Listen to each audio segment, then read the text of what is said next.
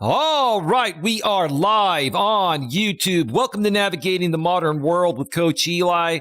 Glad you could all join me here tonight. If you're here live, it is Tuesday, November 8th. It's voting day, election day, midterms, however you want to call it. Hopefully you got out there and voted today. If you're watching this on the replay, though, hey, stick around because all of my live streams have tremendous replay value. And if you watch them all the way through and look at the interaction between myself and the chat and the content I put out there and the principles I teach, I promise you folks, it'll change your life for the better, because all I'm here to do on YouTube is bring more positivity to your world. There's enough hate in this world. There's enough drama. There's enough of everything else, but there's not enough of positive content and positive reinforcement going out there. And that's what I truly enjoy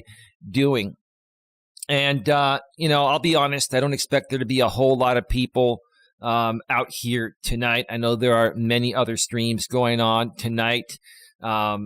Streams that, I really wish people would, choose to take a more positive approach. But hey, it's up to you when you're ready to decide to make that choice to leave drama behind and, make yourself a more positive person or become a more positive person.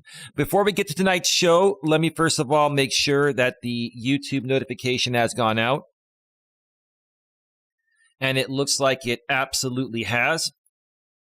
Let me also check out the back end of YouTube and make sure that everything is rolling smoothly. And it absolutely is. We do have 3 people here already, and thank you so much for being here. 4 likes. Please smash the thumbs up. Please also share this out on your community tab. Share it on social media. Make people aware that this is a safe place where they can come and ask any questions regarding anything they're struggling with in their life, whether it's business or personal related. And I will do my best to, help you out or those people out based on my past experiences and what I've been through. And trust me, it's been a lot, because I'm 48 years old and I'm going to be 49 in just a little over a month on December 17th. So I've lived quite a while and experienced quite a bunch. So anyway, so today we're doing day 8. Day 8. There we go. Eli. Eli, get in the zone, right? Today is day 8 of the 30-day positivity challenge. And the topic that I've chosen for today's positivity show is you are who you associate with. One more time, this is day 8 of the 30-day life-changing positivity challenge. And the topic we're going to be primarily focusing on tonight is you are who you associate with. Now, I've done this topic before many times, but tonight I'm going to really delve deep into it. I've got 4 articles I'm going to be going over throughout the show, and in between that, I will be answering your questions in the chat. Now, please make sure that your questions, are relevant to, business or personal, life stuff. I am not looking to discuss any craziness happening out here on YouTube. I'm not looking to really discuss any politics or anything like that, unless it pertains to what you're going through. I would rather not discuss it. Now, if you're trying to break away, from drama or hate or anything like that, in the right context, feel free to share anything, but please keep it to the point of what this show is about. We want to help people become more positive by helping you identify the things you're going through that are not so positive and, helping you turn that around. All right. And to just explain at the beginning of the show, again, what is the 30-day positivity challenge? This is day 8. We have 22 more days left after this. My lady's actually still at my place, and she's more than likely not going to be joining me on this show. I do have a StreamYard open in case she wants to pop on at some point. or if anyone that knows me from behind the scenes wants to pop on. So, if you know me and we're connected behind the scenes and you want to pop on for a bit, just let me know in the chat and I'll send you the link to StreamYard behind the scenes. But we'll just see how that goes. But my lady and I wanted to do this to basically incite more positivity, to, take a stance on positivity and basically, make people aware that, hey, everything in our chat needs to stay positive and remain positive. We're going to look to see who's the most positive person within our live stream chats and in our comment sections of our videos, for, throughout the duration of this challenge. And at the end of the 30 days, which the final day will be November 30th, at that point, my lady and I will take the first week of December and we're going to discuss who is the most positive person. Who is the MPP? We've dubbed it the MPP, most positive person. And that person will get a special incentive that is not going to be mentioned until after the, contest is done, because we don't want you to do this for the incentive. We want you to do this because you want to do whatever it takes to become a better person and to, project more positivity into this world instead of negativity. So that is that. Awesome Skeleton is in the house. Sup, Eli? How are you doing today? Doing quite well, Awesome Skeleton. Just as a reminder also, folks, there is a 1 minute delay between what I put out here or what I say and what goes out to you folks in the chat during the live stream. So please forgive me. It takes a little bit longer to respond to you folks.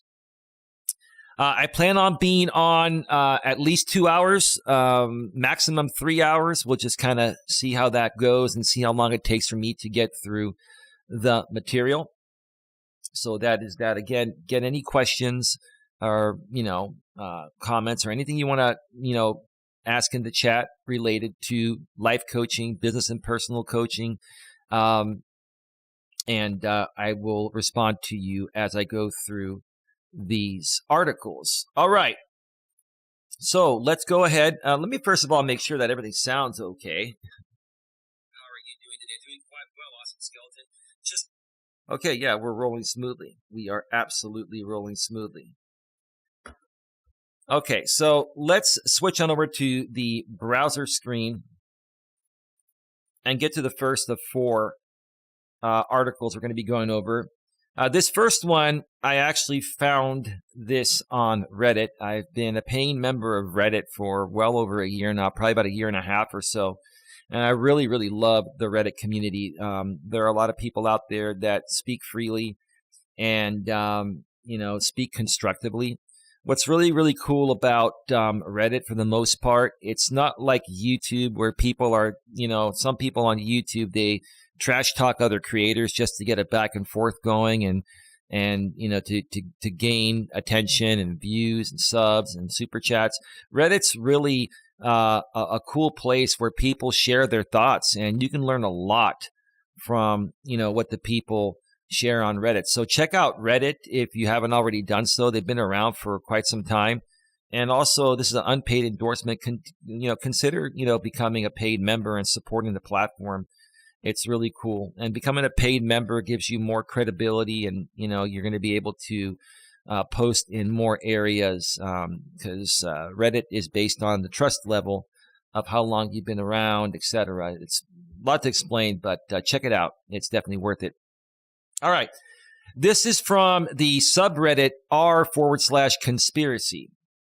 And the title of this posting is, "You are not obligated to associate with people who are making your life worse." One more time, you are not obligated to associate with people who are making your life worse. And here is a nice cartoon that says, this quote came from a gentleman named Jordan B. Peterson. Yeah, Jordan Peterson, I believe he's from Canada. He's been into personal development for quite some time.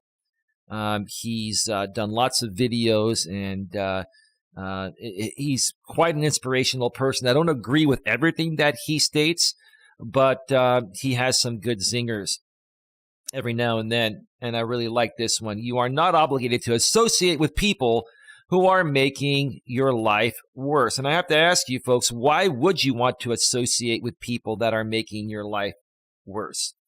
Why would you want to do that? Excuse me, my allergies are acting up for a second here. Now, I'm not going to go through all of these here. Holly's Hauntings and Happenings. Hi, Eli and everyone. Hey, Holly, how are you doing? Welcome to the show. Reminder, there's a 1 minute delay between what I say here and what goes out on the in-studio streams. Thank you for being here. Also, Holly, thank you so much for your $2 super thanks on one of the pre-recorded videos or one of the live stream replays on this channel yesterday. I really, really appreciate that, Holly. I wanted to thank you for that. And as a matter of fact, Holly, I'm going to go ahead and add that to the channel donations for a More Positive World Fund that we've been running here lately. And we're going to start that off at $2. Again, thank you so much for the super thanks comment you made on one of the live stream replay videos. Folks, on monetized channels, if you can't make the live and you don't want to donate via Cash App or PayPal, you can always look for that thanks heart on any pre-recorded video or live stream replay and make your donation that way, and your comment will be highlighted in that particular video's comments section. And yeah, that's an awesome thing. Just so you know, sometimes, like for example, when I finish this live stream, depending on how busy YouTube's processing servers are, sometimes it can take up to 12 hours for a live stream replay to fully process. Even though you can view it, it's still processing, and it will not show that super thanks heart until it's fully processed. So, you can either hold off for the 12 hours or go to another video and make your super thanks donation that way. Just making you aware of how it works in case you don't see that super thanks on this live stream replay when it goes to a replay right away. All right. Respectfully, maturely, professionally, my lady is in the chat. She says, hey, Holly, and Holly's Hauntings and Happenings says, hey, RMP. So let's scroll down through this this Reddit posting here. Let's see. Sports ball gives my otherwise meaningless life some sense of purpose. So basically, sports gives you a purpose. But in the same sentence, this Reddit user says, it gives my otherwise meaningless life some sense of purpose. I mean, I wouldn't say that. I'm sure that this person is, pretty young and is still trying to figure out what his actual purpose is. But hey, if sports ball gives you purpose, that's your purpose, and your life is not meaningless. Let's see here. No, just waste your time. What should I be doing with my time instead? I don't even think TV is the problem anymore. I think this little parasite in our pockets. Yeah, if you're talking about, money and the things people are doing nowadays to make money, I would agree with you. It's quite interesting. I was talking with my lady earlier today, and, we were watching the Love Boat, the new reality TV show Love Boat, which is based off of the old school Love Boat TV series from back in the days in the 70s and 80s. And there was this one really, really, really hot woman that was talking with this really good looking guy. And, she just was flaunting her looks. And she was trying to get this guy to really, really open up to her about things. And this guy was saying, he goes, I'm looking for something more meaningful. I'm not necessarily looking to sleep with someone right away, because when I sleep with somebody right away, sometimes it just doesn't work out, and it doesn't go in the right direction. So I'm really looking to get to know someone for something more meaningful. And this woman was saying, well, I really wish you would open up to me more. And like, how much more you want the guy to open up? The guy's sharing his feelings of what he's seeking. He's a good dude, and he wants to be with you or whoever he ends up being with for more than just the way you look. And I was talking with my lady, and I said, okay, she's 24 years old. I think what this woman is doing is just trying to get attention through the Love Boat reality series. And that way she can market herself as a social media influencer and use her looks to capitalize the market, throughout her 20s. And that's why, this is what's happening nowadays, folks. And it's the truth. A lot of women nowadays are basically, wasting their 20s, using their looks to make a ton of money. Primarily, marketing their looks to the thirsty beta male market that will spend ungodly amounts of money to just, chat with hot women, right? And what happens is when these women hit their 30s, even if they're still decent looking, those same guys are now no longer supporting those women, and they're finding younger women to support, right? Excuse me. And that's when the ladies say, okay, I'm no longer making, hundreds of thousands of dollars a year based off my looks. Now I got to find a guy to settle down with, right? And now they're rushing to try to find that guy. And, the guys, the real good guys they want out there have already locked up the good women that didn't waste their 20s, marketing themselves on the internet, right? So what happens with these women? They end up, settling for a beta male provider. And I don't have to go further into what actually happens there. Those relationships never work out because they were never meant to be in the first place. Let's see what's happening here in the chat. Holly says, I like those. It shows big hands that clap after you hit buy. I'm not sure what you're talking about, Holly. Holly, thanks again for promoting the $2.99 channel membership package. Thank you very much for that, Holly. Another thing, my lady and I, we watched. She recorded this on my DVR, and we ended up watching it last night. The Lifetime channel did a movie on the Gabby Petito story. And it was interesting to me. It was, I voted.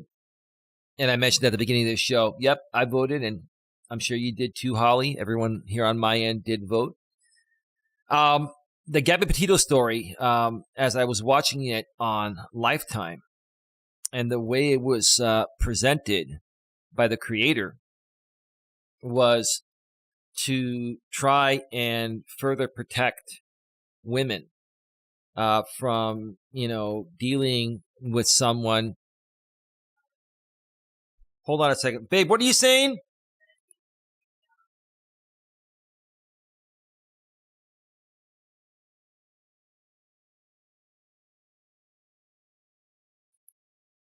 My lady wants to come on. All right. Give me a second here. Give me a second. Give me a second, folks. I have it somewhere here.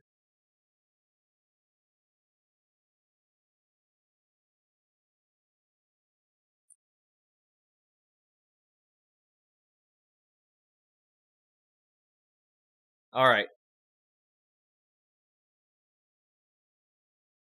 I just sent my lady the StreamYard link. Hang on.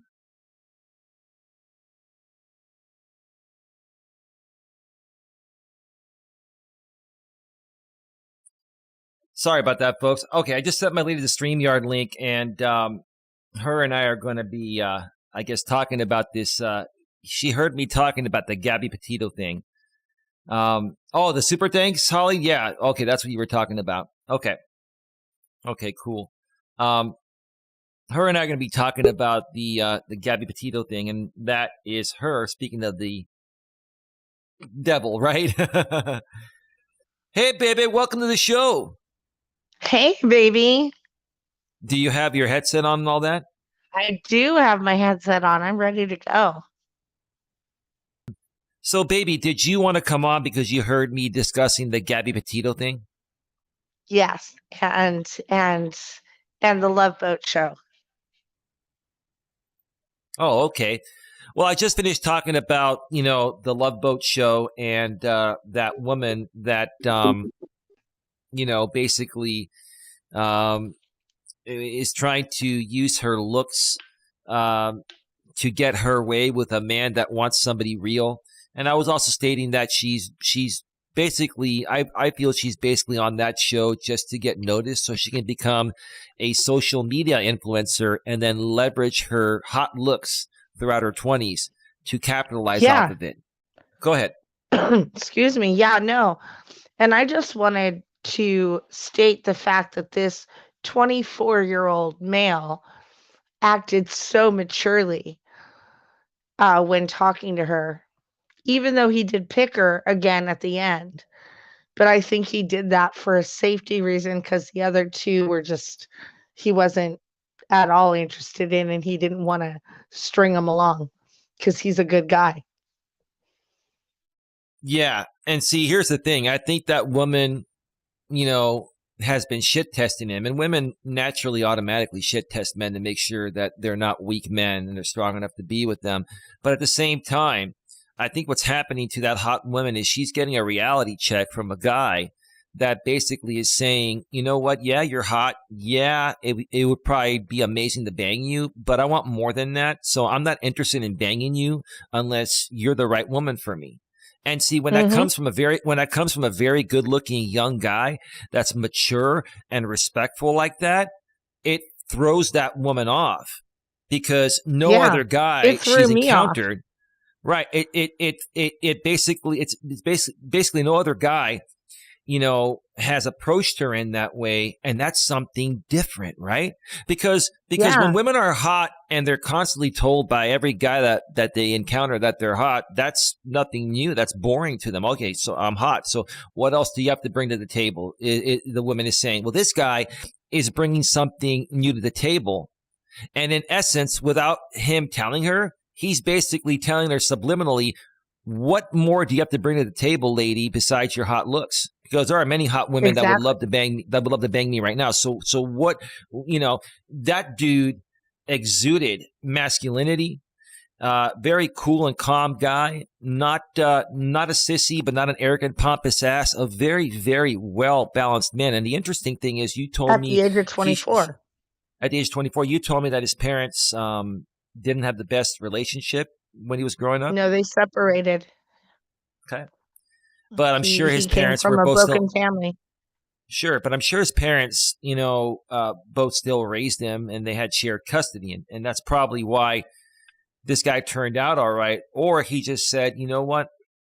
I'm a better person than this. I don't want to experience what my parents went through. So I really want to take my time to find the right person, right? That's what he was saying. He goes, I don't want to live a life where I just get married and then eventually wind up miserable with somebody because it wasn't the right person. I want to take the time. I want to make sure you are the right one.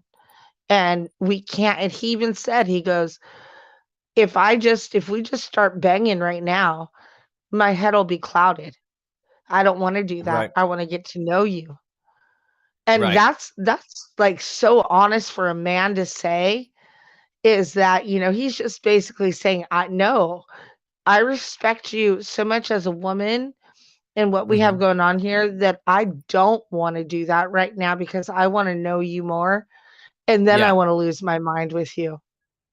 Yeah, exactly, exactly. Mad respect, mad respect. And at 24 years old, I didn't know 10% of the stuff that he already knows. I'm really, really proud of this dude, babe. And I'm just going to point out that is the major difference between Gen Z and the millennials. Yeah, he's 24 years old. Millennials are 25 to 40. He's at the borderline, right? He's And right like on the I've been bubble. right, and what I was sharing with you earlier, baby, and we've talked about this many times in the past, is that a lot of Gen Z men. I don't know. I can't say the same about women, but a lot of Gen Z men are looking at and have seen what the millennial men went through and how they behaved and how they were scrutinized for it by everyone, including women. That these guys, these Gen Z guys, are really, really trying to become better men or become the best men they can be, and they're more so seeking out help from Gen Xers like myself and you and boomers. Like what I'm noticing, like we had a 22-year-old guy from I think it was the UK or somewhere. I can't remember where he said he was with. He's been Yeah, coming by. he was from Britain, I think. Right. So he's Or coming to Australia. us. One of the two. Right. So he's coming to us for advice, on, what do women see as an insecurity, as neediness. And he's coming to the right people, because going to the millennials or his counterparts that are less experienced, the millennials are experienced, but they are not the best example. They're not a good example at all of, in most cases, how to be a good, strong, well-balanced man. So a lot of these Gen Zers, like you're saying, are coming to us, Gen Xers and baby boomers, that were experienced in the world before the tremendous shift the millennials made, especially the millennial men. Go ahead, baby. Baby. I can't hear you. Babe, you cut out. Sorry, I muted because I was coughing for a second. Oh, okay. Yeah, no, what I want to say though is that these like millennial men, they've had to go through the most struggles Right, and women, because there was such a shift in the world, right, with technology and social media and all of right. this accessibility and online dating and all of this YouTube, everything going on. It put a whole lot of pressure on that generation. And Right. now I'm thinking Gen Z is seeing that, and it's kind of like mellowed out. It's not such a big phenomenon now that they can handle it. They want no part of it, baby. They want no part of the millennial male stereotype, which is true. Well, It's no, but completely I'm true. saying they can handle, yeah, they could just handle what's going on in the world because they've got to sit back and grow up and watch how many people messed up. Well, also, baby, yeah, you're right. But also, thanks to the advent of the internet and social media and sites like YouTube, etc., this is the good aspect of having social media and even Reddit, where I was reading this Reddit posting before you popped on, and we'll get back to that in just a few, folks. But a lot of these Gen Zers are really, really tuning into content like what you and I are creating. They're also looking out. They're also participating on Reddit, and they're looking to see what the Gen Xers and baby boomers are saying about modern dating, especially regarding the millennials. And it all boils down to negative feedback towards the majority of millennial men. And so they're seeing this and they're like, screw this. We don't want the stigma. We don't want the stereotype. We just want to be normal, decent, down to earth men. We want to, figure out our purpose and get a good job. Become the best man we can be, attract a wonderful lady, and, start a family and live happily ever after. I really think the Gen Zers, and we'll see how, the generation after the Gen Zers, which is called the Alpha generation, those are the 10-year-olds and younger, we're going to see the transition from the Gen Zers to the Alpha generation during our time, baby. We'll still be around for that. And it'll be very interesting to see what happens there. What are your thoughts? My thoughts are that the Gen Zers have a much stronger appreciation for people in their life, such as our generation or the boomers. I find that they are the ones that are super attracted to, or not attracted, but attached to their grandparents and really taking the ways and listening to the stories and really, just sucking that in. And that's something that our generation did, and then it kinda skipped a little bit, and I think Yeah. that's what these kids are doing now. They're appreciating the hard work, the effort, the love that goes into a relationship, the hard work that goes into a relationship, and they're seeing that Yeah. because they wanna be just exactly like, grandma and grandpa who have been married for 100 years, basically. That's correct. And you know what, baby? All I've noticed all over YouTube and the internet is, a ton of millennial men attacking Gen Xers and baby boomers and calling them, oh, okay, all right, Gen X, all right, Gen X, all right, you boomer, all right, you boomer. They call them boomers and Gen X, right? Yeah, And okay, I've never seen any other generation attack other generations of the same as sex, like hard as they do. as hard as the millennials do, and clearly, it's an insecurity. It's a huge insecurity Mhm. because the stereotype that's been put out there regarding them has more than proven to be true. There's And you I know mean, what? just look. Yeah, go ahead. I was gonna say I take full responsibility as being a parent of a millennial Hmm. and, just in this time and like, oh yeah, that phone or that television or that iPad, that became an instant babysitter. And Right. then these kids just got very smart and they started exploring on the internet.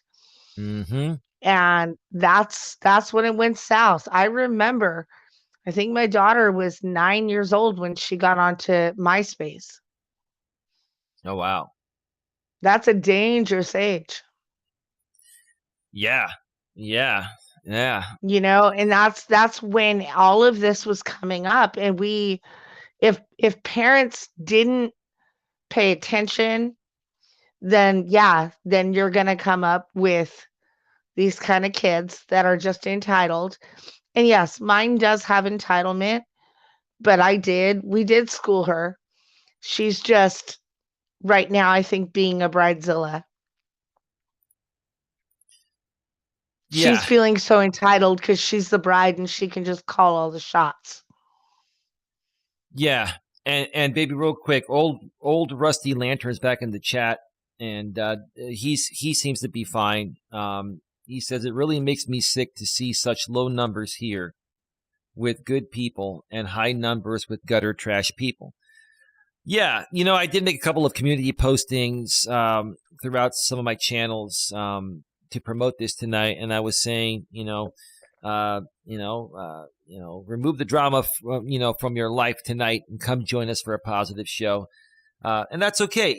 Old Rusty Lantern. All we can do is continue to put out a positive message, and over the course of time, let people decide for themselves if they want to continue going down that negative slope, or turn their lives around with positive stuff.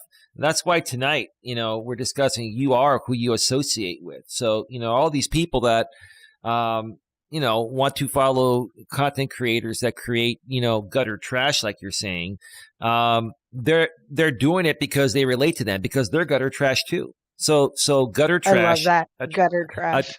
gutter trash. That's great, dude. Gutter trash attracts gutter trash. Thank you, Holly's Hunters and Happenings. You shared it out on your community tab. Thank you so much, Holly. Big round of applause for you and for old Rusty Lantern for your sharing and your great comments.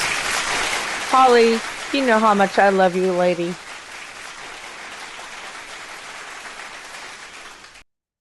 Yeah, and when you say gutter trash, content, I know some of what's going on in some of these communities. I'm sure you're talking about old Rusty Lantern. It's the same old shit, different day, and it's all about just you know, presenting a dramatic event so everyone can capitalize off the super chat.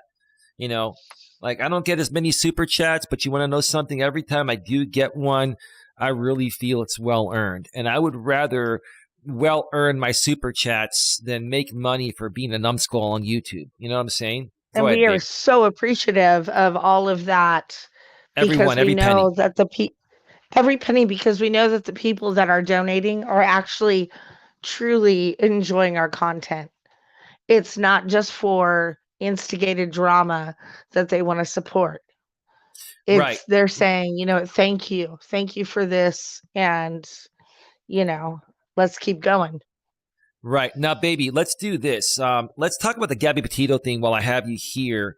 And then Okay. what we'll do, we are at 35 minutes. It's going to probably take 10 or 15 minutes to go through this because you and I like to dissect everything line by line, which is good. It helps people more that way, right? Yeah. But after this, we'll take a break, and then you know I'll have you probably pop off, and maybe you can pop on, an hour afterwards. I'll be on for a while, and you can take a Yeah. little break and not overwhelm yourself, right? Isn't that Yeah. cool? Yeah. No, I could hear you because I was in the living room and I could And hear you what still you were are. talking about. Hmm. And so I wanted to contribute to this because it was something we were both watching and I wanted to give my opinions as well. Yeah. So let's talk about that. Let's talk about, you and I. We sat down and we Oh, watched the get. Oh, what? I'm sorry. I just have Oragel in my on my gums, so I was just drooling a little bit and I didn't realize it cuz my mouth is numb. Yeah. Hey, Coach Jerome, how you doing? Just a reminder to everyone, we're on a 1 minute delay, so please forgive me if it takes a little bit longer to respond to you post. But welcome to the show, Coach Jerome. He says, "Hi, y'all. Sorry I'm late." No, dude, don't ever apologize for that. Come and Hey, go as you J-Ram. wish.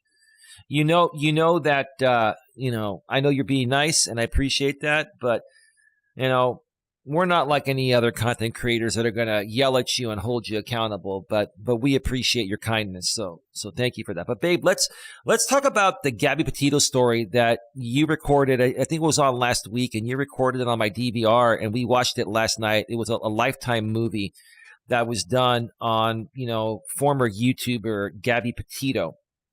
And the story was created by what do they call the person that created? Was it not the director, but the writer or whatever, Producer? whoever, the producer? Yeah, the producer. Sorry, the producer. How can I forget that word? The producer had the intentions of helping other women in in a similar situation prevent this from happening to them. And, like I was telling you after we watched that last night, I don't condone what Brian Laundrie did. I don't condone murder or hurting anyone. But at the same time, I understand exactly why he did what he did after watching that movie. Yeah, And, we and saw we saw how she broke this man down piece by piece to the point where he couldn't handle it anymore. right, it was, and listen, again, I, my condolences, because Brian Laundrie, committed suicide in the forest. They're both gone. My condolences to both their families. They both lost someone that they loved, right? But if you're going to really look at this um, realistically, on why it happened, there's a simple reason why it happened, and I saw that through that movie last night. She belittled this guy. Number one, she was a very, very beautiful woman. And this guy, I'm not saying he was unattractive, but he's not the most You're attractive guy just in the world. average. He was an average looking guy. He had a receding And he hairline like wasn't myself. Go ahead. and he wasn't very personable. He had that personality that he didn't get along with in big crowds where she was out there to get attention. he was more introverted and she was more extroverted, is what you're saying, right, baby? Yes. Yes. So he was more introverted, socially awkward, and she was more extroverted, and loved to be social and stuff, right? And Yeah. she's the one that pursued him, took his phone, put her number in his phone, and said, you know, pick me up at 8 on whatever day, right? So she's Yeah. the one that pursued this guy. And throughout the entire movie and the way it was presented, which was pretty damn good, the all I kept on seeing is how selfish and inconsiderate Gabby Petito was, towards her, I guess, well, they were engaged, her fiance, Brian Laundrie, right? When My thought, Go ahead. uh-huh. No, Well, go my ahead, baby. thought process is that she knew what like she had. She knew she had the looks. She knew she had the personality to go out there. She just didn't want a man in her life that was going to outshine her. She Right. wanted somebody weaker, and that's why she chose Brian, because he was He was weak. weaker than her. Right. She wanted a man that she could control to basically be her chauffeur to tour around the world and create these blogs so she can become a social media influencer and leverage her looks throughout her 20s. Like we've been saying about these women in their 20s, they leverage their looks to make money. She wanted to do the same thing. She wanted to leverage her looks, and be a social media influencer. It was even mentioned in the movie that, her and Mhm. Brian and the people that played their characters, they mentioned that she goes, yeah, we can make lots of money on the internet. It all led back to money, right? And What the when they what was go great ahead. about that movie was, even though we had it DVR'd and we were, going over the commercials and stuff, but they had, like, right before it would go back to the movie, they would break it down with the actual actors, and they would talk about where everything was coming from, and it was just a really good movie, and It was I it was really portrayed appreciated what very well. Lifetime did. Yeah. Right. Inadvertently, the producer, who was trying to more so do this to help protect other women from going through this, what the producer did is share why it actually happened and how women can prevent this from happening down the road. Because when there was a part where Gabby and Brian, they moved out of town, they got a place, and then Gabby starts hanging out with this other young woman, and she's engaged to Brian, yet she's spending most of her time with her lady friend. And then Gabby brought her lady friend over to the place that she was sharing with Brian, and Gabby went to go do something, and Brian was talking with her friend, and he was saying, I never get to see my lady anymore. I'd love to see my lady sometime, and Gabby's friend was all like, like weirded out by it. And here's the thing: if you're engaged to get married, the person you're engaged to should be your top priority besides your immediate family, right? Okay. Yeah. I mean, we all have best friends, and we all have things out there that, in family, and I know that girl was really close because they grew up their whole life together, Mm-hmm. and but the great thing about that girl, her best friend, is she knew that they Yeah. were not compatible. Yeah. She could feel that at the beginning. Correct. Yep, another Amber Heard, you're right. Yep. Yep. Um, but yeah. So when wherever they would go, it was always about Gabby, posing for the camera, and basically Brian ended up just being like Her her producer, photographer a photographer, producer for free. It was all and about her, chauffeur. and chauffeur, right? And then basically, um, you know, she would have him take more pictures. Oh, this is not good enough. We need to take another, picture. And seeing that, I was like, okay, look, I'm a good dude. I don't wish harm upon anyone.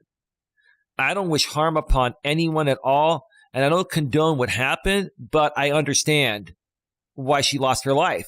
I understand completely why she lost her life. She antagonized this guy. She was even saying that, oh, maybe you should get back onto your Medication. anxiety and medication or something like that. She belittled this guy so much. Like, I'm surprised this guy So, didn't snap sooner. yeah, if I was in that same position and you and I were traveling cross country and I had this thing going on, yeah, I would ask you to take photos of me to post on my channel. But you best believe we're going to be taking photos together and Uh-huh. monumenting this whole vacation that we're doing. Mm-hmm. Mm-hmm. You know, even if I don't want to share you on what I'm doing because maybe I don't want to dox you or whatever or create drama, like Right. I'm still not going to neglect the relationship aspect that I have. And you've never done that. We go out all the time and we take our own photos and, you know, like it's not a big deal, you know? Right. We document our lives, but we keep it private because it's our lives. What I told you last night, baby, after the movie, is that, one of the main reasons why I fell in love with you was because your purpose is completely in alignment with mine. And you've always been in the personal development. And, after, being together for about 6 months or so, at that point, because we actually started talking about, sharing your life changing transformational story that's still available here on Coach Eli 2, by the way, part 1 and 2. There's a huge archive of content. If you go back, 3 or 4, 5, 6 months ago or so, and you'll hear my lady's entire story. We were talking about It's not that, my entire story, but yeah. it's part of it. Well, it's a lot of it. It's a lot of it, and we finally decided to do it. And I wanted you to be a part of my business. You are my life partner. I do life coaching. What's one of the most important aspects of my life? It's my life partner. I want to share that person and their stories along with mine to the whole world together, because if not, then why am I with you? See, here's the thing. Gabby Petito should have gotten Brian Laundrie involved in every aspect of her business. The reason why she didn't do it is because she wasn't physically attracted to him. She didn't feel he was good looking enough. This is what I'm assuming. None of this was mentioned, but I see the guy. She was very attractive, and she was dating the guy far below what she could attract. Let's just be real about And it. I he don't mean to was be older than rude. her. And he was a little He was older than older her. than her. Right. Yeah. Right. Yeah, And then, all she had to baby, do. baby, hold on 1 second. One more thing. Remember, in the movie, there were people that saw pictures of Brian and started calling him cue ball because of his bald head. And that triggered him. I don't blame them. And on her Instagram, she did put one picture of them, and they called him cue ball, and she didn't do shit about it. Go ahead. I would never put up with that. Oh, I would have Never. messed people up. I would have messed You people call up. you, I mean, you call my man cue ball, and she didn't do shit about it. That speaks mountains. What do you think? Oh, yeah, that's the thing is like she never went to bat for her man. She never defended him. She Nope. never put him out there and, you know, like she could have literally like what he was doing, he was like helping her produce her like thing and she could have given him credit that way. She Right. didn't have to Right. put him on camera. She could have just given him the props saying, "This is my man and this is what he's doing for me." And And that would have and been enough. right. And then the dumbest thing, God rest her soul and his soul. Again, this is sad that it happened. But I know we the sound very evil right now talking about this way, we're but being real. We're being real. This is why this happened. This is the real truth on why this happened. The dumbest thing that Gabby Petito did that cost her life is basically break up with this guy in the middle of the night out in the woods. yep. Like, could you at least pretend to like him and then say, hey, let's take a trip back home to visit family. I miss our Or family. at And we least can get come to a back. hotel room. Please get to a hotel room, bitch. Don't stay out there in the middle of the woods and be abandoned. Baby, you You shouldn't know? call her the B word. I mean, yes, I think she Well, was. that's my term of endearment for women. I do it Well, all the time. I honestly think she was acting like that and treating him like that. It still doesn't condone the ultimate thing that Brian did. But again, I completely I mean, baby, understand what happened, why it happened. baby, I call my mom a bitch and she calls me a bitch. So when I say that, it's really not disrespectful. It's a term of endearment. Yeah. Yeah. Holly's Hauntings and Happenings says there are so many women that belittle men. It's a shame. Well, that's why these millennial men have turned out the way they've become. It's And because that's why so many women are dead today, right. That's the thing. The or thing why is, they get raped. so you've got these millennial men, and there are some Gen Xers and Boomers and Gen Zers that are like this, but the majority of the immature, insecure men stem from the millennial generation, right? And Yeah. so these women will go out with these guys and they'll belittle them, and then these guys have a lack of emotional self-control, a lack of emotional awareness, and then they end up snapping and either severely hurting these women physically or killing them, right? And Yeah. and so if you were to take a strong man like myself, I've gone on dates with women. I've dated women in the past that ended up mistreating me very, very badly, to the point of I'll beat their asses. Who are they? to hold on, to the point, baby. We don't need to talk like that. We're professional here. I Seriously. know. This is the criticism you're going to get from people saying that, and I don't care what they say. But what I'm saying, baby, No, is I'm that just being funny right now. I know, but no problem being funny as long as you can take the criticism from people that are going to criticize what you just said. I'm cool with that.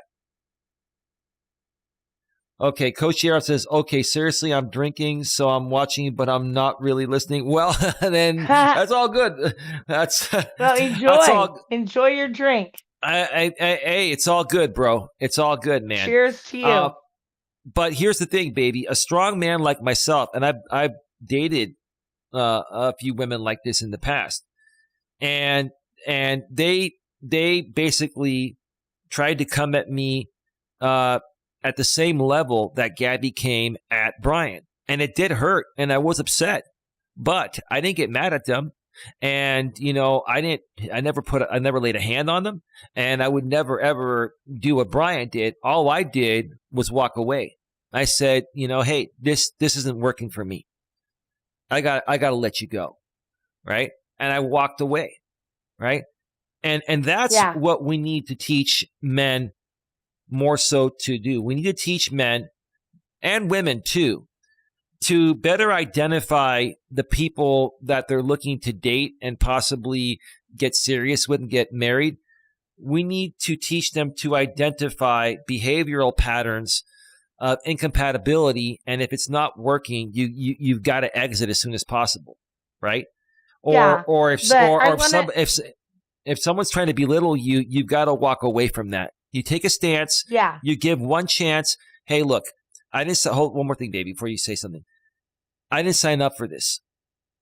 I signed up for a sweet, wonderful woman that you were, and I thought you were always going to be, but I don't like this attitude.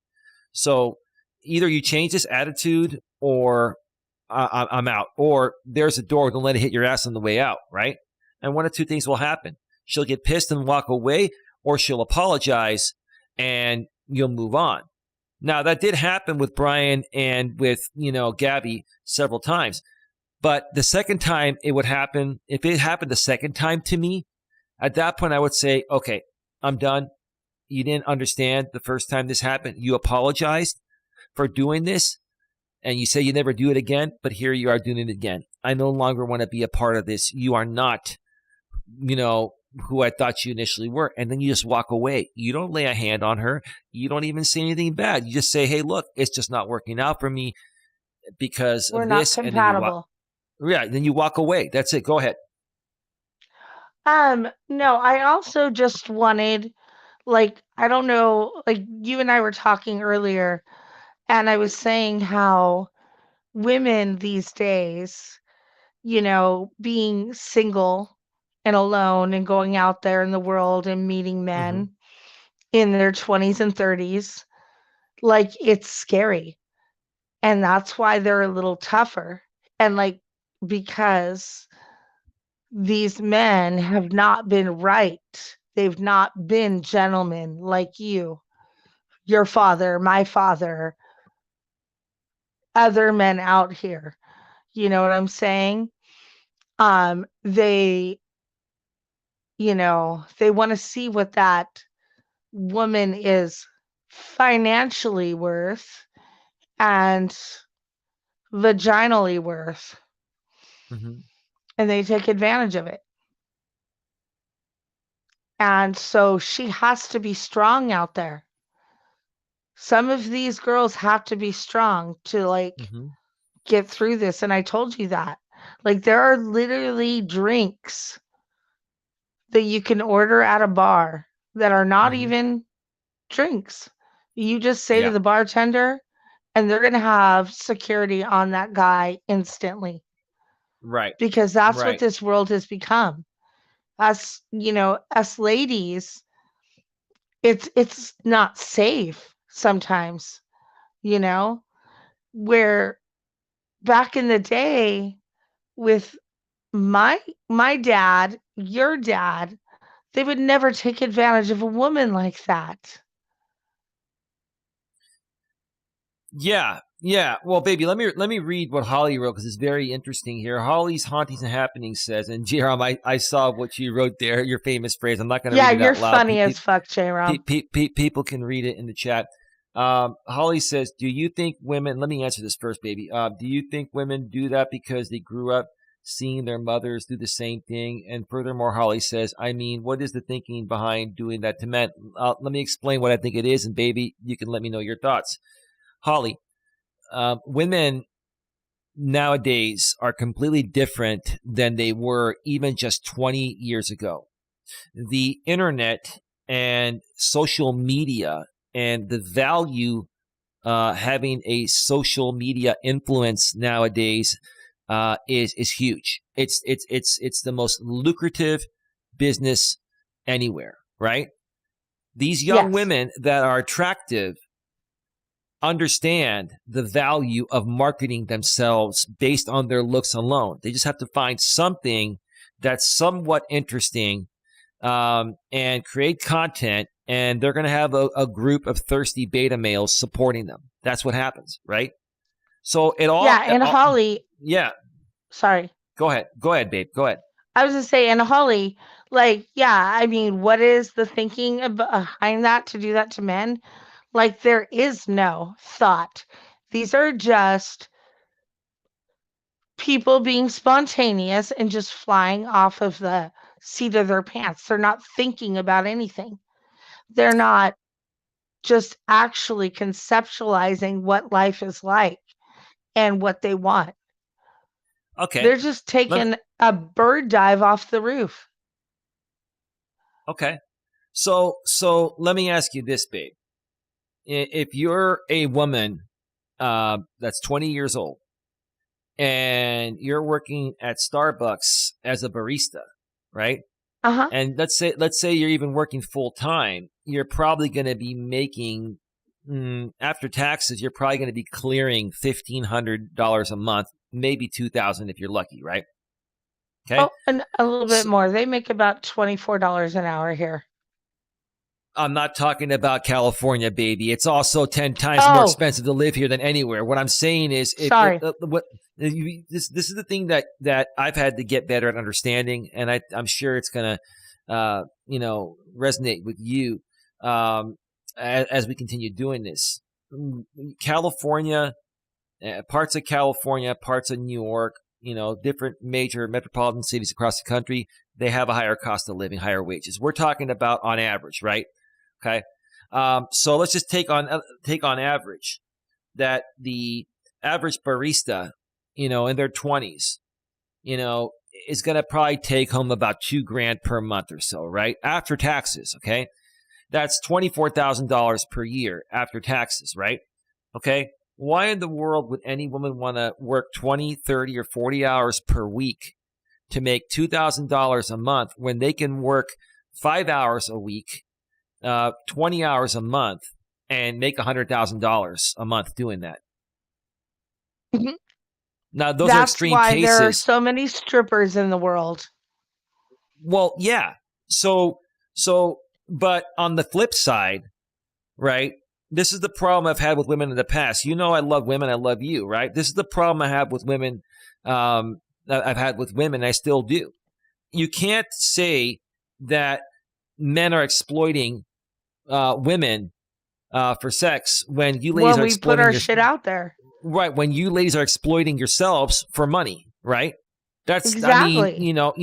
that's a very, very hypocritical thing. Yeah, that's hungry Right. hypocrite. It If I'm is. going to take my clothes off and expect you to pay me like that, I'm being a hypocrite by saying that I'm not asking for cash for my body, you know? Yeah. Right. And that's the thing. I mean, but that's why I was honest about that is like so many of the young ladies out here in the world Yeah. get through the first part of their life by doing Mm-hmm. that because Right. it's very lucrative. Right. And And then they like hit. you said earlier, Yeah. they are in the best shapes of their life when they are in their 20s. Yes. And what happens when they hit 30? The money starts to decrease because these same guys that were paying these women in their 20s are now paying other women that are younger and tighter and hotter. I'm not saying that a 30-year-old can't be young and hot and tight. They a lot of them are, but let's just face it. Are women are the most fertile in their teens and their 20s, and they look the best in their teens and their 20s, and it's just Yeah, a and I bio. don't There's want to just a be inappropriate or anything, but you know what? Like I was telling you earlier in yeah. explaining all of the women out there, um, Gwen Stefani, 53 years old, Oh, she's hot. Jennifer Aniston in her 50s, She's Christy hot. Brinkley, Cindy Crawford, Julia Roberts, Uh-huh. all of these women are older than I am, and they are absolutely beautiful, gorgeous women, you know? Yeah. And it's Yeah, just because people take care of each other or take care of themselves and they have a good attitude and, they haven't lived their life belittling or making enemies or being in the gossip scene or anything. Whenever that came up, they exited, stage left. yeah, but baby, also, I think where the value is for these women in their 20s, that these sometimes they can be perverted, weird men, right? I think a lot of the value for these men with the 20-year-old women, the 20 to 29-year-old women, is their youthful looking innocence. Like a lot of these women will pretend to be innocent, sweet, submissive women, when in reality they're vixens. They're vindictive and spiteful, and they're just you can call them like a venture capitalist. That's all these women are, is they're business Yeah, women. I mean, and They're that's phony. why I would rather, I mean, I'm not into this, but if I was a man, if I had to choose, I would go for somebody like J Lo in her 50s because she is humbled, distinguished, she Mature. has personality, she's mature, she can Hmm. hold a conversation. That Right. would be my choice as a male. Right. not a 20-year-old, because that's just like that guy was saying on the Love Boat. It's just bang, bang, done. Yeah. You want the person that's actually going to give you the relationship. Yeah. And baby, one more question here, then we're going to take a break. Let's see. Holly's Hauntings and Happenings says, then we have these shows on TV that belittle men also. Yeah, like Everybody Loves Raymond, right, baby? Remember that? Nah, that was funny. That was a What funny are your show. thoughts? What are your thoughts about shows on TV that belittle men? What are your thoughts about that as a I woman? don't think it's right. I mean, I get the comedy aspect, like back in the day with Tim the Tool Man, we all made fun of him when he was Ho, ho, hooting and ho. hollering. Yeah. Like it wasn't a disrespectful thing on TV, but it was just to make fun of how obnoxious they were acting. And I think like on Everybody Loves Raymond, they were just really going over how dumb he was, But you know? how do you think some people that don't understand it at the level we do perceive it, baby? Well, they might think it's belittling, but Yeah. I mean, just wake up and realize that there's comedy and there's entertainment and everything.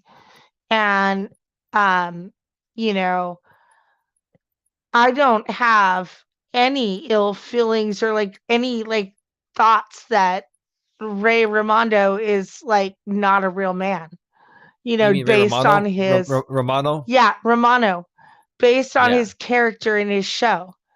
Like, I realized it's a character and they did it for laughs and Yeah. just like the other one I said, the Tim the Tool Man, we Mm-hmm. all made fun of him back in the day. Mm-hmm. It's just we all have to separate like TV and reality. That's the big thing, like between this YouTube and like people talking about television and stuff. Like television is not reality. I don't care if it says reality TV behind its like title, but it's not. It's television. It's not real life. But when you're talking to human beings on the phone or via, YouTube, that's real life. I don't get Right. to talk to Ray Romano. I don't get to talk to Tim the Tool Man Teller. Those are just fictional characters in my world. But these people are real. They're real humans. And so when they want to affect my life, that's when I get upset. Yeah. Yeah. No, I understand. And they all got paid, baby. At the end of the day, they all got paid. They all made money and they were all friends at the end of the day. But, And for do you think that Tim the Tool Man was crying in his bed because he was being belittled when he was cashing in those paychecks? Or no, Ray Romano? No. no, no, Neither one nothing. of those men, they knew they had a job to do. And so that's all they were doing. It was Right. a Here's the thing. comedic role. Right. See, here's the thing, baby. Those TV shows, and I'm going to say this and get your feedback, and then we're going to go on break. Those TV shows were created during our time, Gen X and Boomer time, and the millennials were very young when they came out.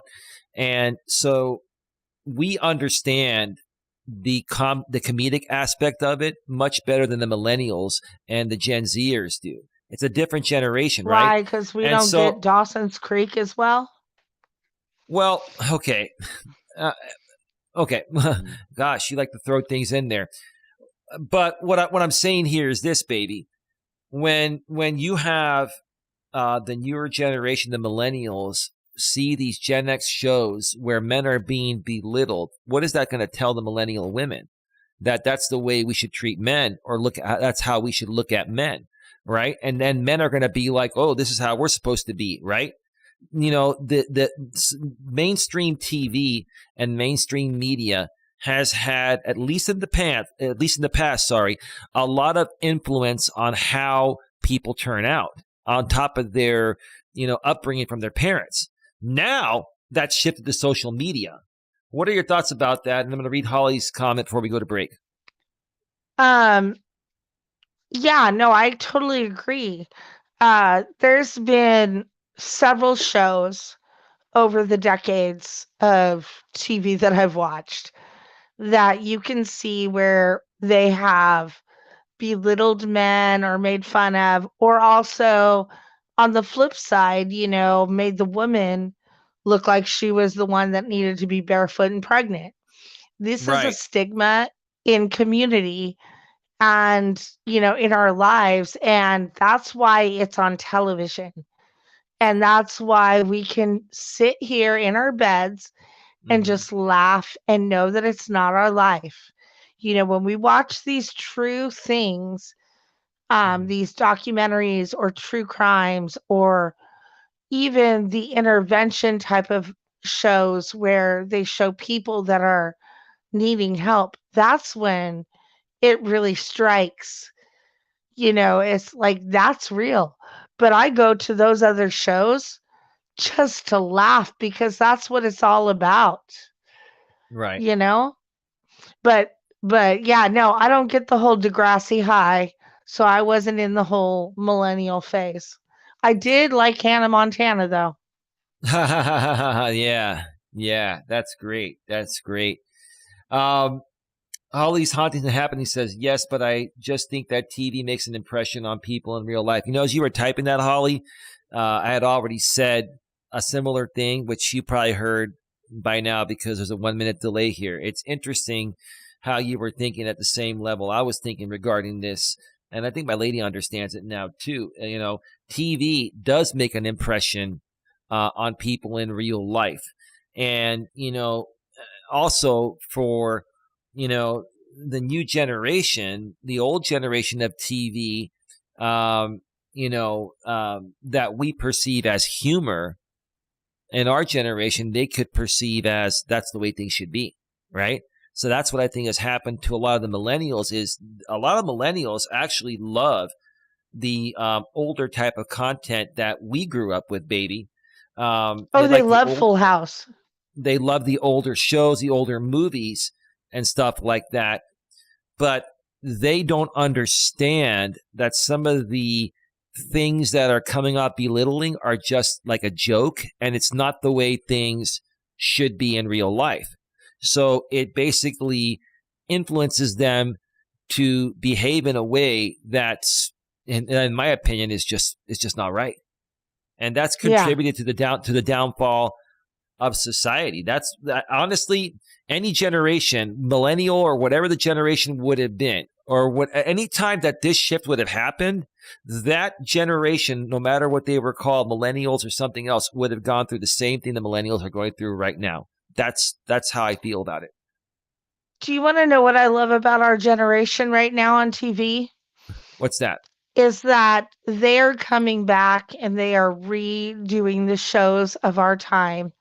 Correct. Like you and I, we watched The Connors, and Darlene, who was a character, she was a child on the show.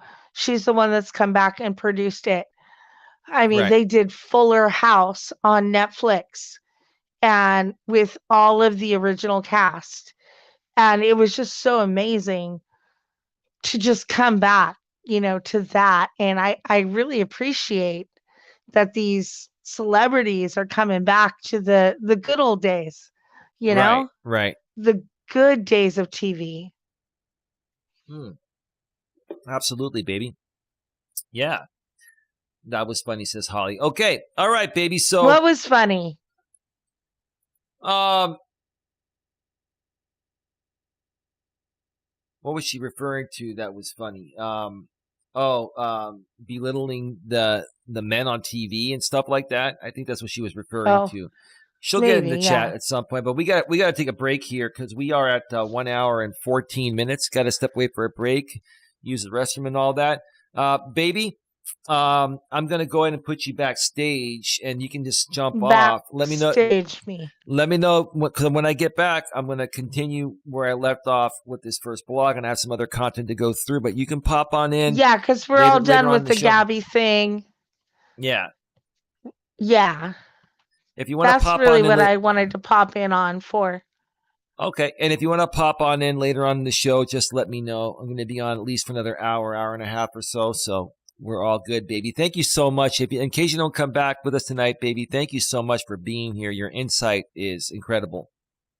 Oh, absolutely, and I thank everybody else for being here and being a part of the show and contributing. Right. Okay, baby. Backstage you go. Say bye, baby. Bye. All right, that was my lady. She wanted to pop on in. Unexpected, but cool.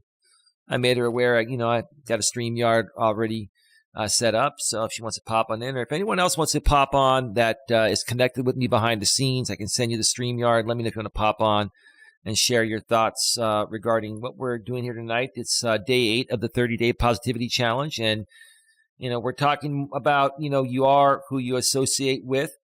And we'll get more back to that after the break. So stick around. Whoops. Hang on a second. Stick around. Round. We'll be right.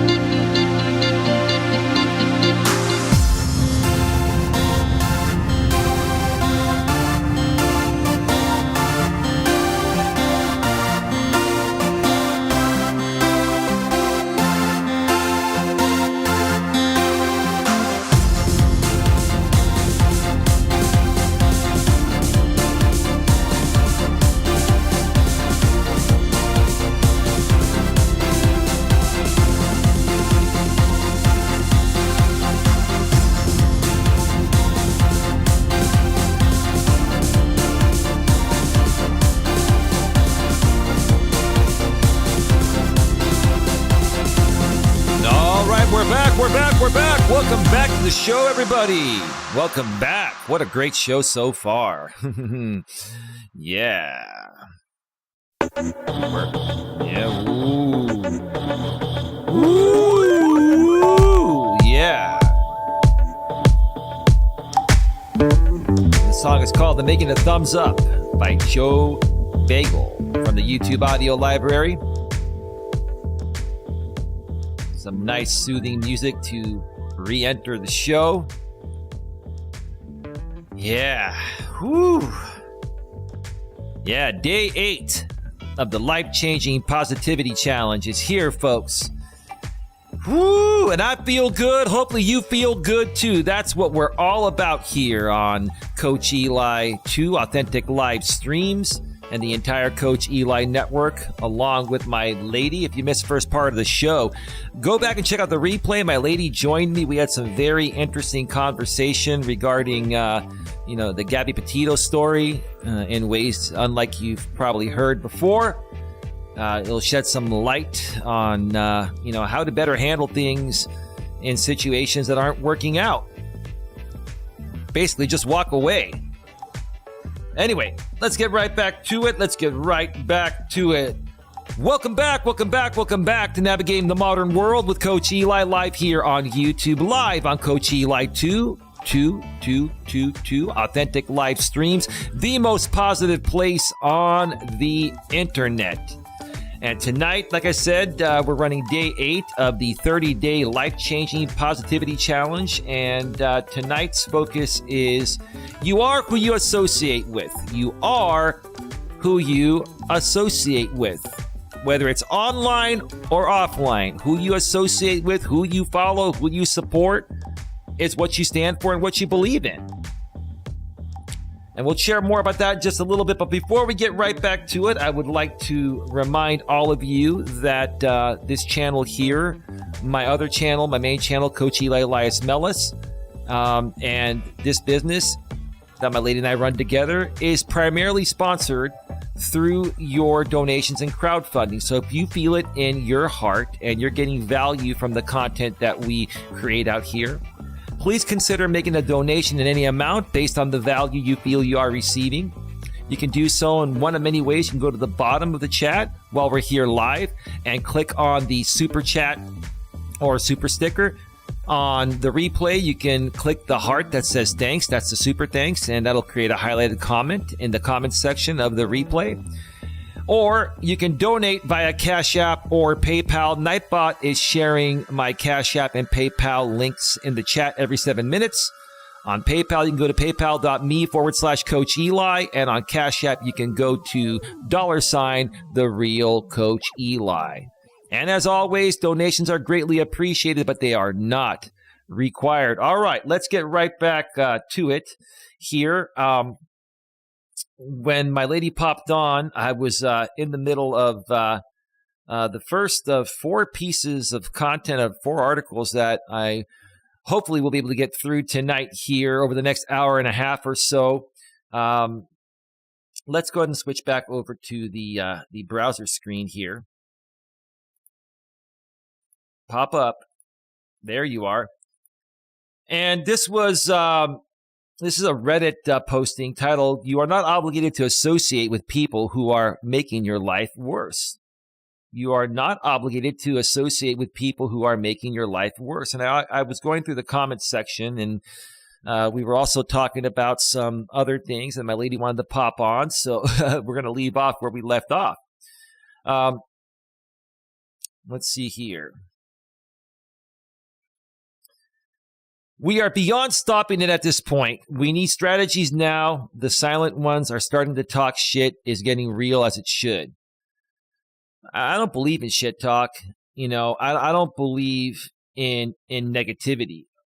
If you decide to hang around, negative people, that's what you're going to become.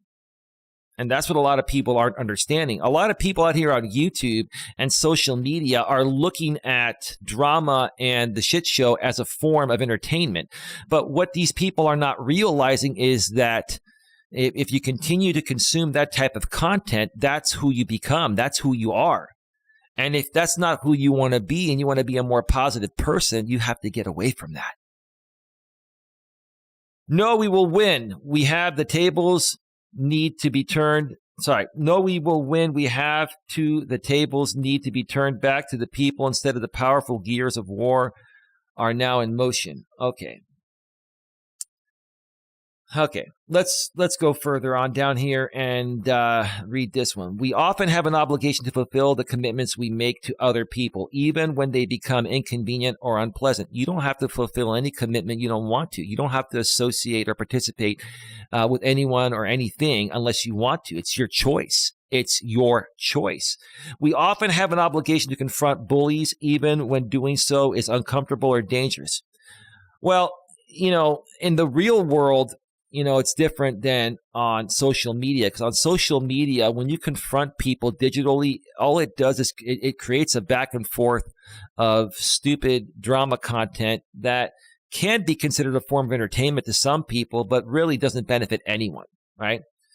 I mean, the people creating that type of content may make a little bit of money, but it really doesn't benefit anyone besides that. Okay. And, doing that type of content, like I've always said in the past, is not sustainable long term. We often have an obligation to accept inconvenient truths, even if we dislike the people sharing those truths. And that's what happens to me a lot. A lot of people, will criticize me on what I speak about. They don't want to accept the truth. All I do here is share life's principles from a personal and professional standpoint, based on my experiences. And it's the truth. And if it's an inconvenient truth, I'm sorry, it's just the truth. Even if we dislike the people sharing those truths, hey, you may not like me, and I don't expect everyone to like me, but what I'm sharing here can be and would be beneficial even to people that don't like me. It is expedient to imagine a world where we can walk away from anyone and anything that is harmful or unpleasant. That's what you should do. But that's a selfish way of looking at the world. No, it's not. No, it's not. It's not a selfish way of looking at the world. If something isn't working for you and it doesn't feel right, you should just walk away from it. Walk away from it without further instigating something bad from happening. If Brian Laundrie would have just walked away from that relationship sooner, or Gabby Petito walked away sooner, it might not have gotten to the level it got to. And in the long term, it is alienating and self-defeating. No, it's not. It's only defeating if you continue associating with people or, dealing with things that are not right. You don't always have to prove someone wrong when they're doing you wrong. Just walk away. That'll make a statement within itself. To be sure, we owe ourselves safety and sanity, and self-protection is necessary and worthwhile. But our lives are complicated and we cannot always prioritize our own comfort. I get what this person's trying to say here, but you always have to take care of yourself first before you can take care of anyone else, right? And your own comfort comes from your self-beliefs and how you show up. And how you show up is going to affect the type of people you attract into your life. That's it. Bottom line. I spent years and money working on my boundaries in therapy. I'll be doing what works best for me. I've worked hard to be good at my boundaries. Good for you. Big round of applause for that. Yeah, setting boundaries is a great thing. That's what you should do. And if you're associating with people that violate your boundaries, the best thing to do is to remove them from your life. But most people don't do that. They try to convince those people to stick around, and all it does is make matters worse. Selfish seems to be the guilt trip of choice for the future. Do as we say. Come on. What are you, selfish? Yeah, we have a lot of selfish people in the world nowadays, primarily, again, in my opinion, like I've been saying all show, because of the internet. Everybody wants to be successful on the internet. Everybody wants to be famous, make a lot of money in an easy format. And quite honestly, the people that do make money being selfish initially, that's not sustainable long term. Like I said, a lot of women use their looks in their 20s to market themselves as some kind of influencer for whatever they're trying to do, right? They make lots of money and then they hit age 30 and that money stops coming in. And then they get a reality check, right? It's not sustainable long term. The only thing sustainable long term, for example, is something like I'm doing here. I've been doing this for 5.5 years. And, I'm nowhere near where a lot of these people that are doing things the shortcut way, make, very quickly. I'm building this up, and it's going to continue to take more time to build it up. But once I build it up and get it there, it's going to be sustainable for the rest of my life. That's what people don't get. And I get criticized for doing this for 5.5 years and not being further ahead or making more money than I already have, right? But I don't care how much criticism I get because I know it's going to take off at some point. And once it does, it's just going to continue to build in a long-lasting positive way. Let's see here. Let me read a couple more and then we're going to get to the next one. The next article.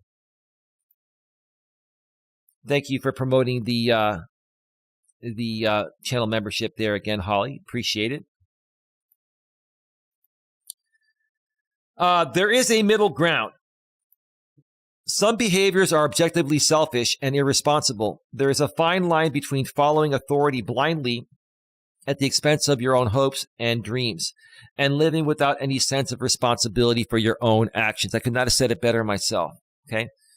A lot of people nowadays, they do things in a very selfish way and at the expense of anyone else, right?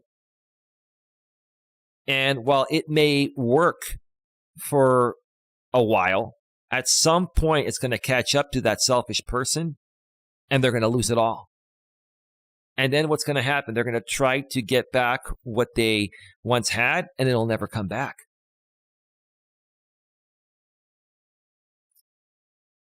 If you make a mess, it is your responsibility to clean it up, right? But a lot of people nowadays, don't own up to their actions. They're very irresponsible. They're very selfish. They're inconsiderate of other people's feelings, wants, and needs. And that's the downfall of those people every time. If you fail to live such a life, you are only hurting yourself. I agree. No one wants to associate with a flake or a fake for that matter, right? The original message of this thread, the thread has merit, but it should be tempered by reason. I think it speaks for itself. That's my opinion. Let me see here. Let me see if there's anything noteworthy here before I get to the next article. Selfless and selfish are both imbalanced. They are pushovers and parasites. Both are weakened versions of self. We are the strongest when we honor the self inside and the selves outside. So, meaning that it's the same thing I've been saying. You have to love yourself first before you can love other people. That's the bottom line. You have to learn to become the best possible version of yourself you can be in a positive way. And when you radiate that positivity to the world because you're happy deep within, then you can actually be there for other people. How can we teach others to be strong selves if we are not strong ourselves? Right. In essence, you're only going to attract what you put out. What you put out, you get back. It is by design. Dichotomies are frequently made by manipulators. There are lots of manipulators out here in this world nowadays, thanks to the internet, and they're trying to capitalize off of you in manipulative ways. And it's a short-term success, right? Even women that spend their entire 20s, when they look the best, to monetize their good looks in some way, shape, or form on the internet, that dies down at some point in their early 30s. And I think as, as the internet continues to grow and as this paradigm shift that we've been living in continues to, go further through the years, and we have more history on what's happening here, I think more and more people are going to have another shift back more closer to the way things used to be before the millennial generation. And I think that's what the Gen Zers are, actually, trying to do right now. One more here. Love is the emotion of connection. Absolutely. If we want love, we should want healthy relationships, right? Positive and healthy relationships, right? To love ourselves allows love of others, right? This is what it boils down to. This is very, very, very good. These people get it, right? To love others without loving ourselves will empty us out and we'll lose connection to love. Well, if you can't identify what love is within yourself, okay, how can you identify it in others, right? And how can they identify it in you, right? We have to use empathy and love others as we love ourselves in order to be spiritually healthy. Wow, what a great way to end this here. We have to use empathy and love others as we love ourselves in order to be spiritually healthy. I could not have said it better myself. Big round of applause! I could not have said it better myself.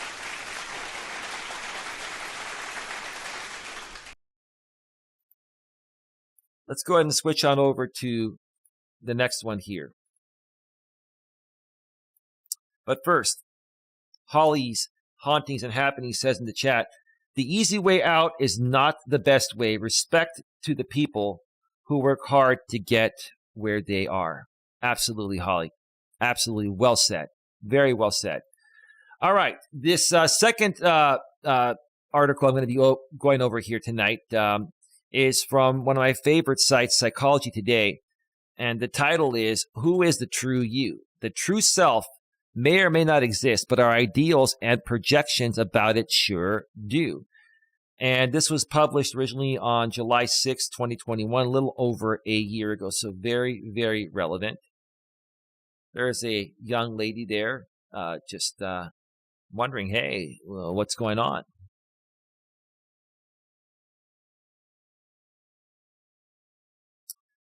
All right. The true self is the person you want others to believe you are. Wow. Okay. By Rob Henderson. What does it mean to be authentic? All right, let's read and find out what they feel is authentic. In his popular interview with Joe Rogan, the best-selling author David Goggins revealed his biggest fear. Goggins had a terrible childhood, grew up to be morbidly obese, and experienced a lot of hardship in his early adult life. Then he became a Navy SEAL, ultra-marathon runner, and renowned motivational speaker.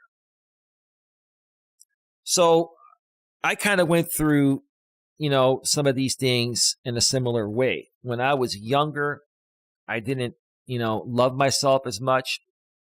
I wouldn't say I had a terrible childhood, but I was just kind of like socially awkward, and I was more of a shyer type of person. I was kind of feeling a lot like this David Goggins guy. But then by the time I hit my late 20s, early 30s, I really started to turn my life around. And that's thanks to personal development, motivational speakers, and self-help books. And then just living life too. And just being tired of going through the negative things I went through and wanting to turn my life around for the positive. But that was a choice I made. And same with this guy. And look what happened. Goggins stated that his biggest fear is that he dies and God assigns the task to, shows him a board with a list of accomplishments: physically fit, Navy SEAL, pull-up record holder, inspirational speaker who helps others. Goggins imagines saying, "That's not me." And God responds, "That's who you were supposed to be." So before this guy turned his life around, lost weight, became an inspirational speaker to help others, and, became a Navy SEAL, which, very few people will ever be a Navy SEAL. It's a very elite group of people that are the best of the best. He felt that, who he used to be is who he really was. But that's not the truth. Okay? When you're younger, you're trying to figure out life. You're trying to figure out, who you want to be and who you want to share your life with and what do you want to do for work? What is your purpose? You're trying to figure all that out. And what ended up happening here, in my opinion, is that, he took a good hard look at himself in the mirror, was unhappy being overweight, so he wanted to lose weight and then join the Navy SEALs and then, become a motivational speaker to help other people, turn their lives around just like he did. And that's exactly why I do what I do, because I felt this way. I felt a lot like this guy was feeling in his younger days. I used to feel this way probably, I started to turn my stuff around, my mid-20s, 25 or so. But by the time I turned 29, right before I turned 30, I really, really made a big push to change things for the better and to have a more positive outlook in my life. In a fascinating paper about the true self and authenticity, social psychologist Roy Baumeister, theorizes that the feeling of authenticity or lack thereof comes from whether or not we are acting, in line with the reputation we want. So, yeah, if you want people to perceive you to be who you truly are, if you're a good person and you want people to perceive you as that good person that you truly are, you have to play the role of the good person. You have to, you have to get your behavior, in check, right? See, for me, I've always been a good person. I've always had a big heart and soul, and I've always loved helping people, but I've made some mistakes in my life, online and offline, that has given the perception to some people that I'm not this person, right? So this is what that's saying here is, you have to act accordingly to how you truly are, or you're going to be misperceived, right? In other words, we feel most in line with our true self when we achieved our desired social image. That's true. That's true. Yeah, I hate to say it, but it's true. It's more about the perception of how people see you than, who you really are. Yes, be yourself and be a good person, but you also have to present and represent yourself in that same way, or the perception publicly is going to be the opposite, right? Failure to achieve it or losing it makes us feel less authentic. And not only makes us feel less authentic, it comes off as less authentic, even if you truly are authentic. When caught doing something they're ashamed of, people say things like, that's not who I am, or that wasn't really me. They are implying that reputation-damaging acts are not reflective of their true self. This doesn't mean they are lying. Many people really believe their shameful acts are not reflective of who they are deep down. And, I've struggled with this too out here on YouTube. I made a lot of mistakes. I've been doing this 5.5 years full time. I made a lot of mistakes my first 2-3 years, right? And once you make those mistakes, especially on a platform like YouTube, the videos are out there for life. And people can continue to make videos off of them for as long as they want. And it's perfectly normal, perfectly legal to do so, right? And honestly, all those things, those mistakes I made, I know truly aren't who I am. But I've owned those mistakes, and I've focused on, presenting myself more in alignment with who I really am, and not allowing people to crawl under my skin and continue making those mistakes that would further damage or harm my reputation. But if you do make those mistakes, own them and understand that there are going to be certain people that you're never going to convince that you're a good person. Once you make those honest mistakes, even as a good person, there's always going to be a bunch of people that are going to go back to those moments you had. And I wouldn't even focus on trying to convince those people otherwise. I would just focus on continuing to be your true self, and you'll attract the right people that understand what you've been through and see you for who you truly are, because that's, how you're showing up now. You learned how to present yourself better. You've learned how to show up better. Okay, let's continue. Whoops. Where are we? Let me check out the chat here real quick. Okay, we're good. Tying the rewarding sense of authenticity to reputation makes sense. As Baumeister explains, if the main purpose of the self is to integrate the animal body into the social system, so it can survive and reproduce, then cultivating a good reputation is a paramount concern. And when one succeeds, even momentarily, there will be a welcome feeling of that's me. Well, sure. Now, for me, that's not who I am. I'm a very, very humble person. And, for example, when somebody donates via Super Chat or PayPal or Cash App, it is exciting. And it is a moment of where, I do feel that's me and that I've earned it and I deserve that. But that's not how I come off. I do get excited because I'm grateful and thankful to those people that are donating. But, I don't go extremely, I don't let that define me. I don't let that get to my head.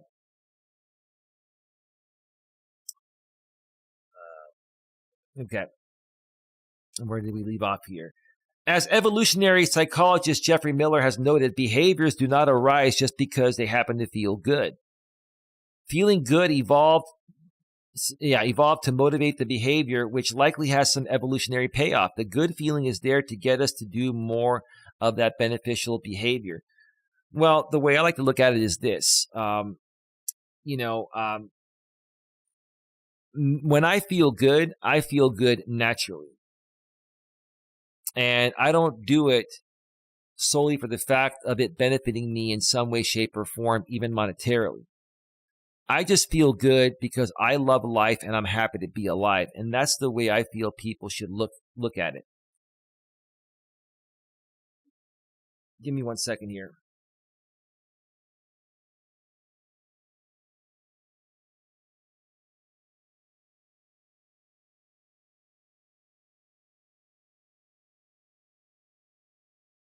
Give me 1 second here.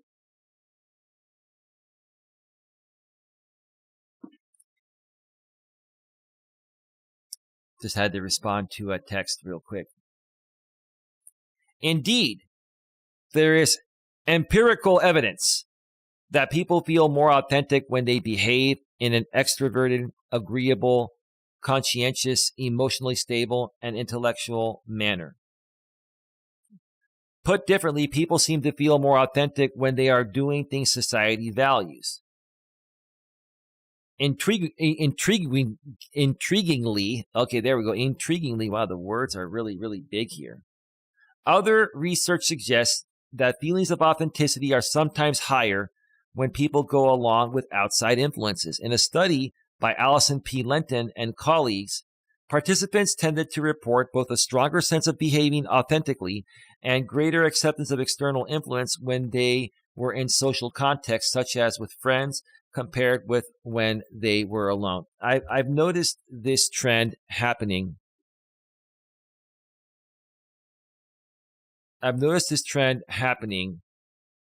Quite often with people just going along with the Joneses, which is what we call it. It's a famous phrase saying you're going along with what the majority feels or thinks just so you can get along with them. But is that really being true to yourself? No, it's really not. Being true to yourself is believing in yourself and what you believe in. And just putting yourself out there to the universe and see who aligns with you, right? And understanding that not everyone is going to align with everything that you believe in. That doesn't mean you need to change, the way you are just to try to, get along with everyone. See, when you try to get along with everyone, you get along with no one. You just have to be yourself and allow the right people to find you. Now, folks, give me just a second here. I need to just go check on my lady real quick. I'll be right back. Just give me a second here. I'm sorry about that. Give me a second here.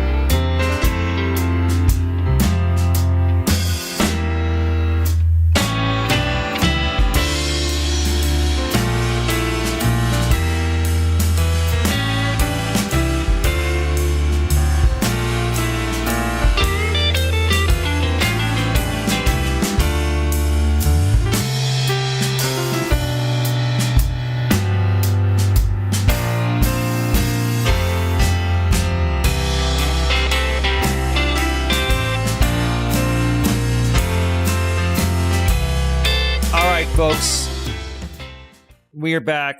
We are back live. My apologies for that. My lady's not feeling too well, and I thought I heard her calling me, and she was. I tried to text her, but she didn't get back to me.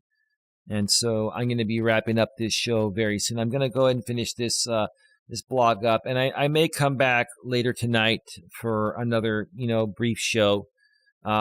It won't be a positivity, challenge type of show, but it'll be a positive show. I may come back in a few hours or so. But no, she's okay for right now, but she needs my help with a few things, and I really want to be there for her. I love my woman so much, and sometimes these things just happen on the fly, even when you're live on the air. And as a man, you have to choose to make the right decision. Sometimes you gotta stop what you're doing to help someone else out, and that's just the kind of person that I am. So let's continue here. Let's see where we left off. Indeed, there is empirical evidence that people feel more authentic when they behave in an extroverted, agreeable, conscientious, emotionally stable, and intellectual manner. I believe I did read this part here. Put differently, people seem to feel more authentic when they are doing things society values. Intriguingly, Other research suggests feelings of authenticity are sometimes higher when people go along with outside influences. In a study by Allison P. Lenton and colleagues, participants tended to report both a stronger sense of behaving authentically and greater acceptance of external influence when they were in social contexts, such as with friends, compared with when they were alone. How you feeling, babe? You all right? She's feeling okay. She just passed by in here to let me know that. Other researchers have linked concepts of the true self to the good or honorable self as well. A review led by Nina Strongminger suggests that people think the true self is morally righteous. Well, you never want to live that way. I don't agree with that, but that's just my opinion. We seem to believe that authenticity is inextricably tied up with our views about what it means to be a good person. If someone is living a morally reprehensible life, we are likely to feel they are living a lie. Well, just be yourself. Be your real, true, authentic self. Don't pretend to be something that you're not just to try to get something from people. And a lot of times nowadays, people pretend to be something they're not to pay their bills and to make money. And again, when you do something like that, you're really not living your purpose. You're basically living a lie just to make ends meet, and it's not sustainable long term. It's going to catch up to you at some point. Is our true self just a sheep that goes along with what society expects us to do? A lot of people are like that. I used to be like that in my teens and 20s. And by the time I hit 30, I realized, I'm not going to follow the crowd or follow the Joneses just to be popular or be accepted. I'm going to be my true self and allow the right people that align with my personality to accept me. And the others, if they don't want to accept me, so be it. The true self, Baumeister and other researchers suggest, isn't actually a real thing. It is an idea and an ideal. I disagree with that. If you truly, truly value who you are and you know who you are, you can really be your true and authentic self. That's not an idea. That's reality. Oh, it's okay. It's okay. I'm going to finish this blog up here. I'm almost done. And then I'm going to come and yeah, I'll be there with you. Yeah, absolutely. Absolutely. The true self is how we fondly imagine we could be. When we act in accordance with that ideal, then we think that's who I am. When we stray from it, we think that's not me. Yeah, that does make a lot of sense. I've always tried to do things in a morally right way. And whenever I've done things that are not morally right, it typically has involved other people I've associated with that, were doing things differently. And I tended to go along with that just to try to, be cool with them, right? And after I would do those things, I would regret those things. And I would say, that's not who I am. That's not me, right? But actually, at that point, that was who I was, because I chose to associate with those types of people or that type of person, right? We are who we associate with. A related idea has been discussed by the psychologist and relationship researcher Eli Finkel, who talks about the Michelangelo phenomenon. In Michelangelo's mind, Finkel writes, that David existed within the rock before sculpting began. The idea is that in healthy marriages, each partner helps foster the other's best self. Yeah, a lot of what I do, or pretty much everything I do, affects my lady. And on the flip side, everything my lady does affects me. That's absolutely true. So if you take into consideration, your partner's feelings, wants, and needs, or other people's feelings, wants, and needs, okay, they're more likely to take your feelings, wants, and needs into consideration as well. It's a two-way street. But Baumeister's idea is that we have our own vision of our best self, which we believe is our true self. and feel more authentic when we act closer to that ideal. Absolutely. Absolutely. I know. Hope she is all right, says Holly in the chat. Have a good night, Eli. I have to get to bed. Good night, Holly. Thank you for being here. We greatly appreciate you. Yeah, my lady's doing fine. She just came into the studio room here to let me know, but I'm going to be wrapping this up shortly, and maybe another time I will do the other 2 articles. They were pretty interesting, but family comes first. My relationship comes first, and yeah, everything's totally cool. What people think of their true self is the version of themselves that holds a solid reputation, the idealized self that makes a positive impression on peers they respect. When they inch closer to that ideal, they will feel good and authentic. Yeah. I mean, I have my vision of who I am and who I want to become, and who I am is something I'm very proud of. But I'm always working and striving harder each and every day to become a better person and become the absolute best possible version of myself I can be. And so, that's what he's saying here. His idea is that we have our own vision of our best self, which we believe is our true self, and feel more authentic when we act closer to that ideal. Yeah, when I'm able to just do what makes me happy, coming out here on YouTube and sharing positivity with you folks and being happy and positive, that's when I'm the closest to who I really am. And, when I'm talking about things that aren't so positive, occasionally, some things come up that are not so positive, and, you talk about them, that's not, that's not what typically describes myself. That's not closer to the ideal of, who I authentically am.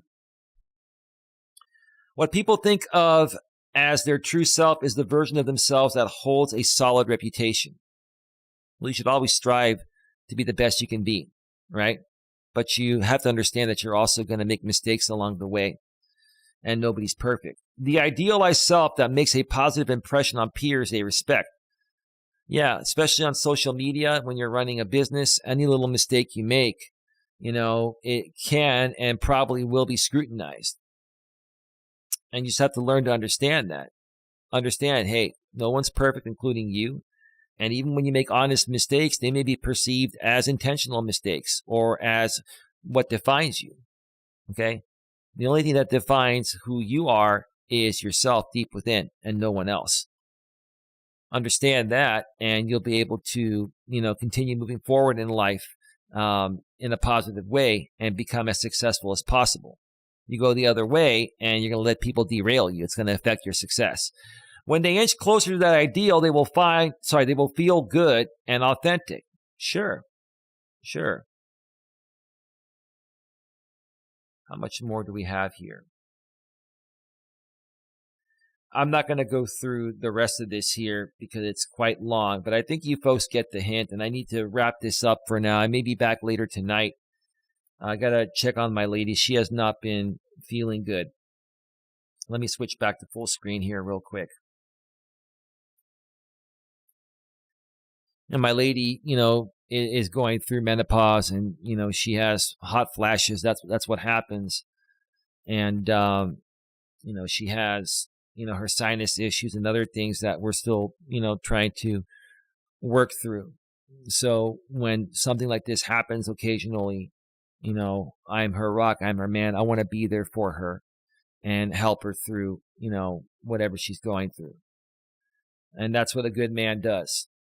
That's what a good man does. And a good man is going to understand that it's not always going to be hunky-dory. It's not always going to be about getting naked and being intimate. Sometimes it's just about being there and giving your partner a hug and telling them that everything's going to be okay. So with that being said, folks, I'm sorry I have to cut this short. We're at 2 hours and 9 minutes. Maybe I'll come back later and do the other two articles. They were pretty interesting. Or I might just do another brief show, just myself and the camera. And if not, I'm going to see you folks tomorrow night for day 9 of the Positivity Challenge, because I won't be doing a walk tomorrow. I'm going to be driving my lady back home so she can be with her dogs and continue, getting things packed up for our move, which is going to be happening very, very soon. That being said, have yourselves a good one. Take care. And as always, be good to each other.